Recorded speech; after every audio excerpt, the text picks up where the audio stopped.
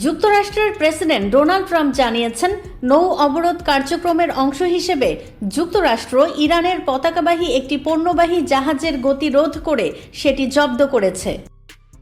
নিজের সামাজিক যোগাযোগ মাধ্যম ট্রুথ সোশ্যালে ট্রাম্প বলেন, মার্কিন নৌবাহিনীর সংকেত উপেক্ষা করে থামতে ব্যর্থ হওয়ায় ইরানের পতাকাবাহী জাহাজ তুস্কা জব্দ করা হয়েছে। তিনি আরও জানান, জাহাজটি বর্তমানে মার্কিন নৌবাহিনীর নিয়ন্ত্রণে রয়েছে এবং এতে কী আছে তা পরীক্ষা করে দেখা হচ্ছে। রবিবার মার্কিন সামরিক বাহিনী জানায়, ইরানের বন্দর আব্বাসের দিকে যাওয়ার সময় ইরানি পতাকাবাহী পণ্যবাহী জাহাজটিকে লক্ষ্য করে গুলি চালানো হয়।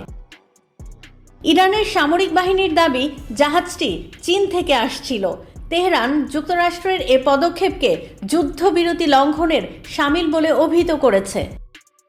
ইরানের রাষ্ট্রীয় গণমাধ্যমের বরাতে দেশটির সামরিক বাহিনীর এক মুখপাত্র সতর্ক করে বলেন, ইসলামিক প্রজাতন্ত্র ইরানের সশস্ত্র বাহিনী খুব শিগগিরই এ ঘটনার জবাব দেবে এবং মার্কিন সামরিক বাহিনীর এই পদক্ষেপের বিরুদ্ধে প্রতিশোধ নেবে।